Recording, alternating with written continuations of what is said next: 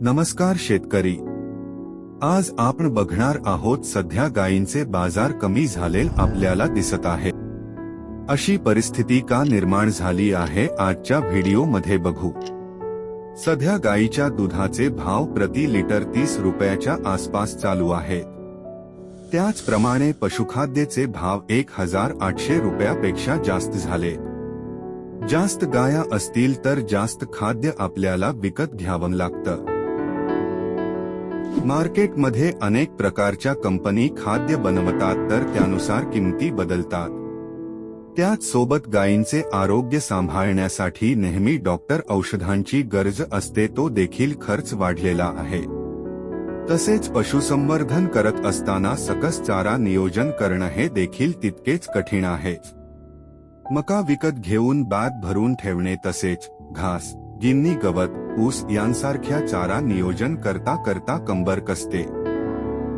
लहान कालवडी घरी आनंदात घेऊन येतो. लहानपणापासून काळजी घेऊन आपण गाय मोठी करतो. नैसर्गिक आपत्तीत किंवा बाह्य अडचणींचा संघर्ष करून गाया तयार करतो. दुधाचे भाव चांगले असल्याने आपल्या दुधाचे पैसे ठीक साठत आहेत. परंतु चारा कमी किंवा नैसर्गिक आपत्तीमुळे गाय बाजारात विक्रीसाठी घेऊन गेल्यावर तिथं असतात व्यापारी.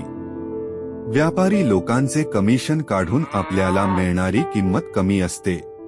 चांगल्या बनवलेल्या गायींना देखील भाव मिळत नाही. चारा नियोजन, आरोग्य, खाद्य, नैसर्गिक आपत्ती. बरेच शेतकरी गायी पालनाकडे आल्याने या अडचणी निर्माण झाल्या आहेत. एजंट लोकांपासून लांब राहण्याचा प्रयत्न करावा.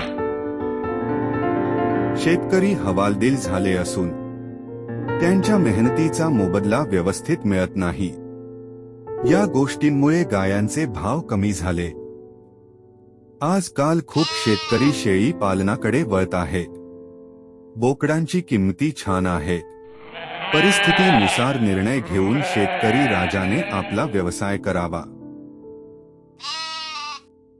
आजचा व्हिडिओ आवडला तर नक्की लाईक करा. धन्यवाद.